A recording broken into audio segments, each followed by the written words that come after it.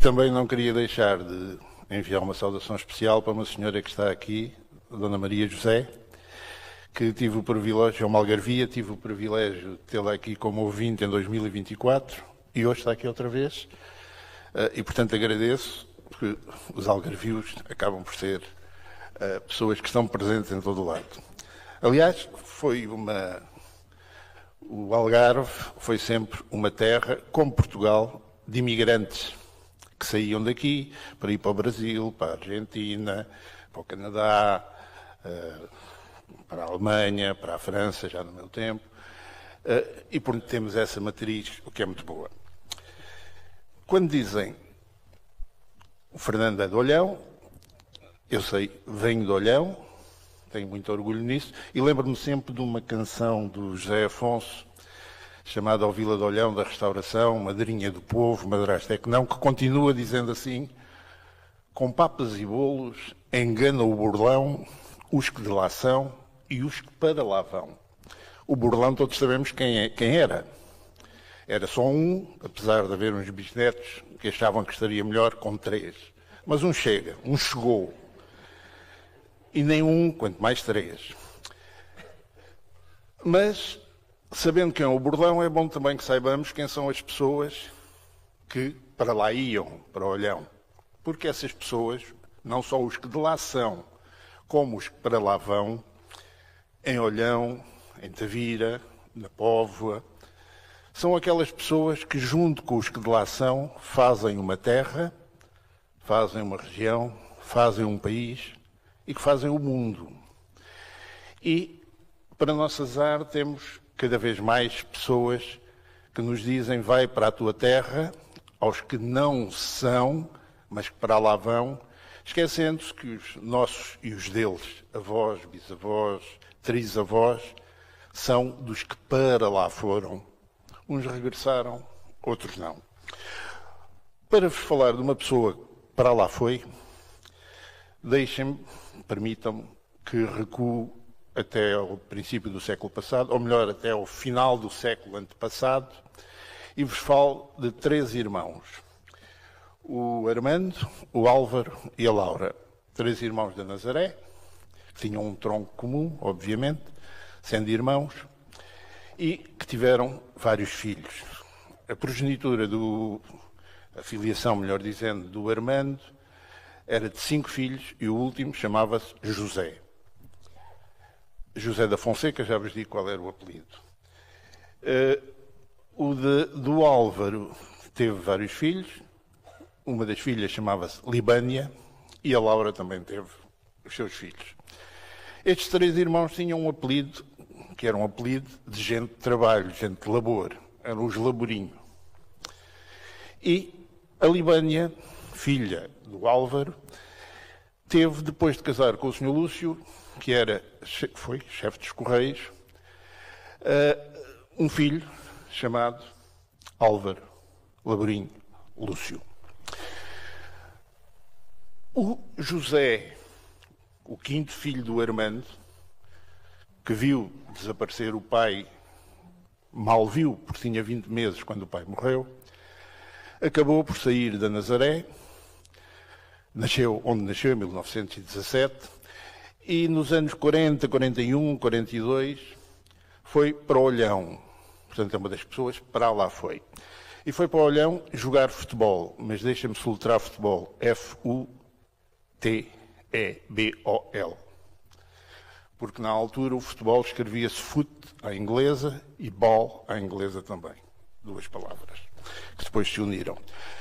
E o José da Fonseca Laborinho, filho do Armando Laborinho, chegou a Olhão, tornou-se um jogador do Olhanense, que na altura era uma equipa com pergaminhos e que se disputava na primeira divisão, ou disputava a primeira divisão, melhor dizendo, e por lá ficou. Tornou-se um cidadão reconhecido naquela então vila, hoje cidade, tornou-se uma pessoa útil, uma pessoa que constituiu ali a sua família e teve também 5 filhos como o pai tinha tido. Permitam-me que mude agora de família e que vos fale do meu pai. António Henrique Cabrita, sei que está aqui um António Cabrita, mas não somos de família. O meu pai sempre foi um apaixonado pela língua portuguesa, ajudou a fundar a Sociedade de Língua Portuguesa nos anos 50, 40, 50, debatia por carta com o Vasco Botelho do Amaral, com João Paiva Boleu, e incutiu-me esta visão de que a língua portuguesa é uma coisa muito importante, como ainda há pouco ouvi dizer ali em baixo, porque era um nosso traço de união. Toda a gente, dos que de cá são e dos que para cá vão. E tudo isto servia para incutir-me uma presunção, e ainda hoje me presumo, que sou um cultor da língua portuguesa. Presunção não porque seja presumido com presunção, mas que sou presumido com vontade. Presumo-me um cultor da língua portuguesa. Ora, esse José da Fonseca Laborim casou com a única irmã que o meu pai tinha, chamada Justina. Justina Cabrita, passando a Justina Cabrita Laborim. E também teve 5 filhos, como vos disse, este casal.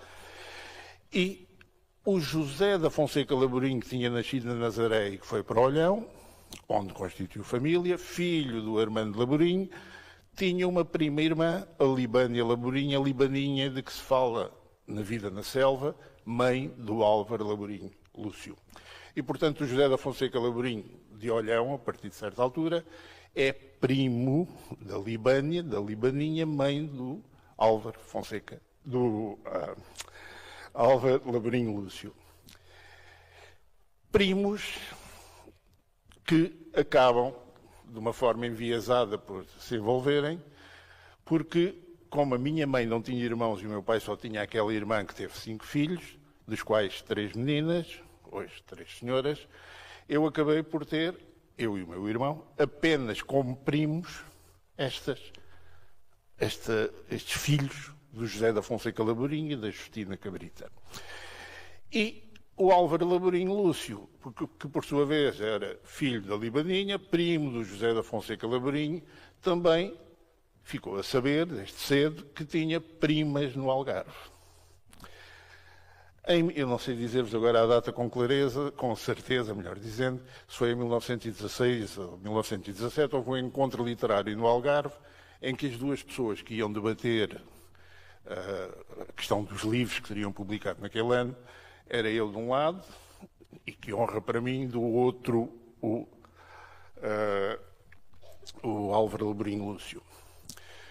Conheci-o nessa altura, não o conhecia antes, a não ser conhecer pessoalmente, sabia que ele era um jurista destacadíssimo, que era ministro, que era o diretor do Centro de Estudos Judiciários, como advogado, humílimo advogado de província, pois tinha esta noção.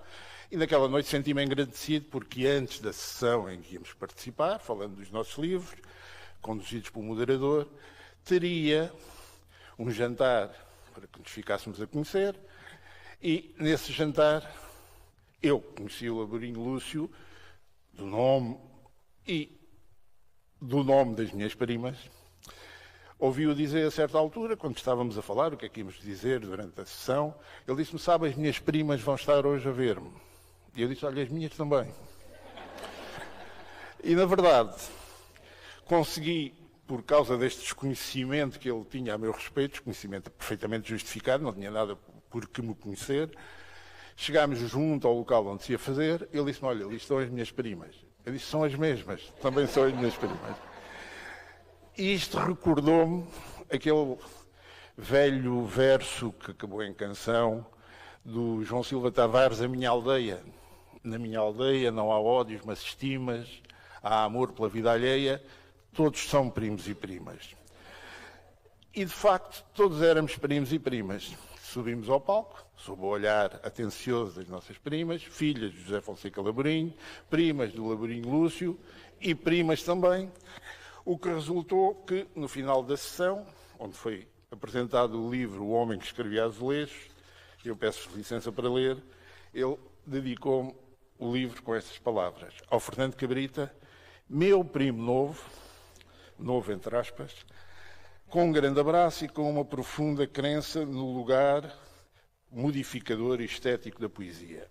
Eu conservo isto com todo o respeito, porque, apesar de haver aqui esta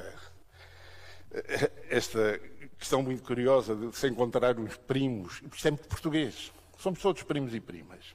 Aliás, o poema do Silva Tavares é um poema que fala daquilo que era a ruralidade daquele tempo. Os animais e as criaturas dormiam todos juntos, não se punham trigo na porta, e caracteriza bem aquele tempo, mas que já passou, porque lá às tantas dias as pessoas vão à missa, rezam e vêm mais sãs, e o que nós vemos nestes tempos perigosos que atravessamos é que os beatos que vão à missa não vêm mais sãos.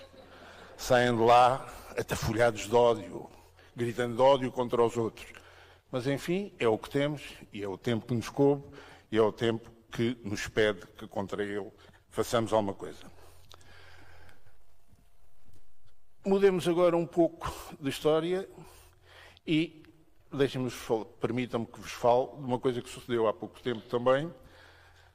Na internet vejo um convite que não era para mim, mas que me tocou, porque duas pessoas portuguesas, dois homens, pelo nome, um chamava-se Duarte e outro chamava-se Lídio. Não é Ilídio, é Lídio. E isto é importante porque o Lídio, como a Lídia, são nomes que derivam da velha civilização lídia e que se caracterizava, os seus cidadãos caracterizavam-se por terem um grande respeito pelo seu próprio património, pela sua cultura e por quererem mantê-la viva. A Lídia, como civilização, já passou, mas ainda há lídios. E este Lídio, juntamente com o Duarte, convidavam-me, se eu quisesse, a fazer um glow-up no meu closet. Que é como quem diz, faça lá uma reforma no seu guarda-roupa. E faziam na qualidade de personal fashion masters. E eu também pensei, bem, para Lídio não começa mal. Mas senti-me de certo modo atraído e pensei, bom, isto provavelmente merece que eu lhe responda, dizendo que poderíamos combinar de tomar um drink num rooftop, provavelmente à hora do sunset, que é uma palavra portuguesa com que hoje se diz aquela expressão bárbara, quase visigótica, que nós usávamos para dizer pôr do sol. Hoje já ninguém usa, as coisas fazem só sunset. E enquanto estava nesta indecisão se falava ou não falava com aqueles senhores, dei-me a pensar na diferença que eu trazia daquelas duas horas que estive de conversa com o Álvaro Laborinho Lúcio, em que falámos, às tantas abandonámos os livros. A conversa foi tão interessante que, quando demos por nós, estávamos já não a responder às perguntas do moderador, mas a falar sobre a fisicalidade da palavra, que é um conceito da nossa admirada Hélia Correia, numa entrevista que deu, se não estou em erro, ao poeta João Rasteiro, há uns anos já. E falámos disso e falámos da língua portuguesa, e já nessa altura o Laborinho Lúcio dizia como é possível tratarem as pessoas a língua deste modo. Porque aquilo que me despertou desde logo um imenso respeito por o Álvaro Laborinho Lúcio era a forma com que ele falava o português. Falava e escrevia com lhaneza, com simplicidade, sem ser jamais simplista, com rigor, sem exageros, sem barrocos desnecessários, e tudo aquilo era uma lição para estes que hoje se pretendem modernos, maltratando a língua. Porque cada vez que alguém numa televisão, para fazer uma pesquisa de vontades, nos diz que vão fazer um tracking pool. Quando alguém se esqueceu que nós temos palavras como lumbrando, uma expressão, não só apenas palavras, e nos falam em slow food, e portanto já ninguém sabe.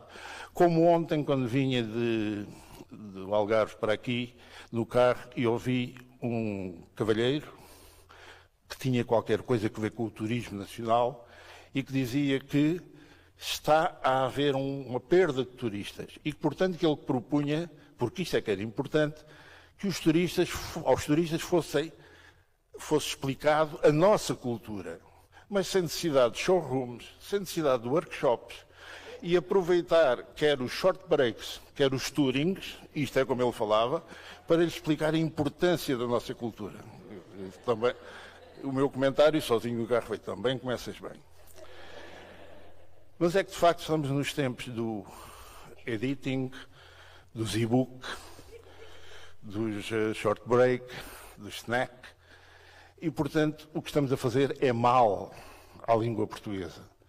Porque a língua, e os juristas sabem isto, tal como as servidões de passagem, extingue-se ou extinguem-se, e as palavras também, por falta de uso. Era assim que nos ensinavam na Faculdade de Direito. As servidões de passagem não são usadas, extinguem-se.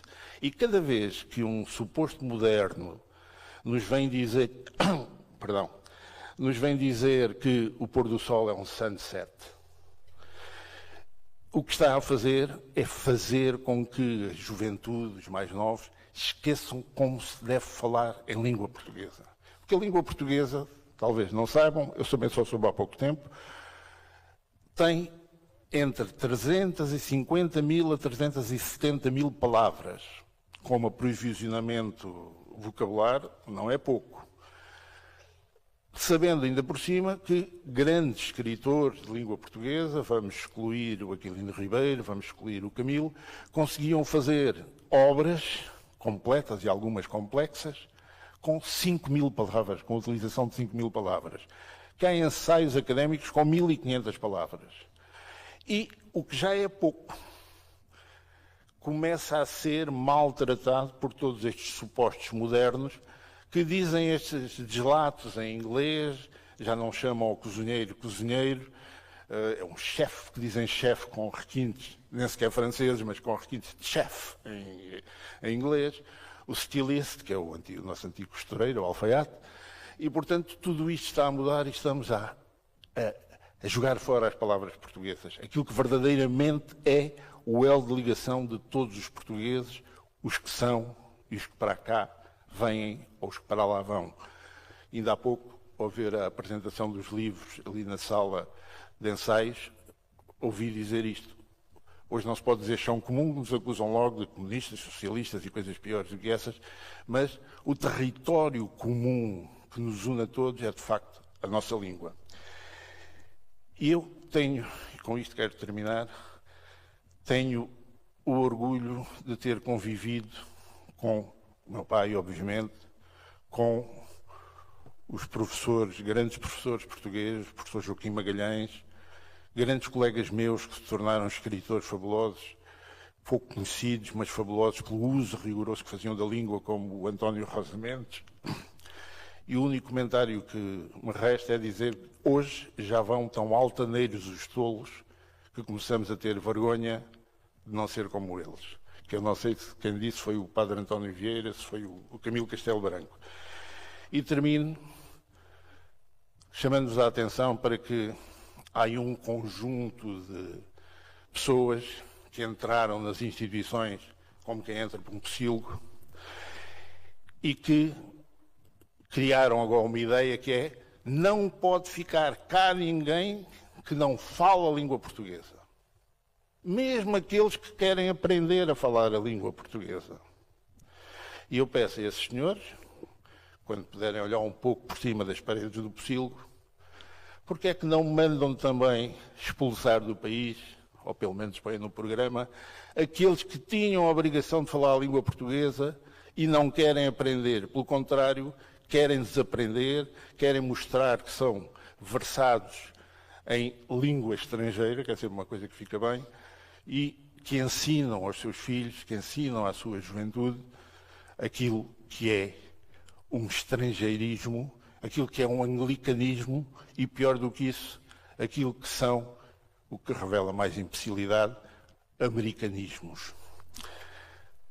Termino dizendo que fui nascendo também ao longo da vida com estas pessoas que aqui vos referi e que naquelas 2 horas em que tive aquelas primeiras conversas com o Álvaro Laborinho Lúcio e mais alguns momentos, um deles estava nesta mesa ali ao fundo e o Álvaro Laborinho Lúcio ao lado, em 2024.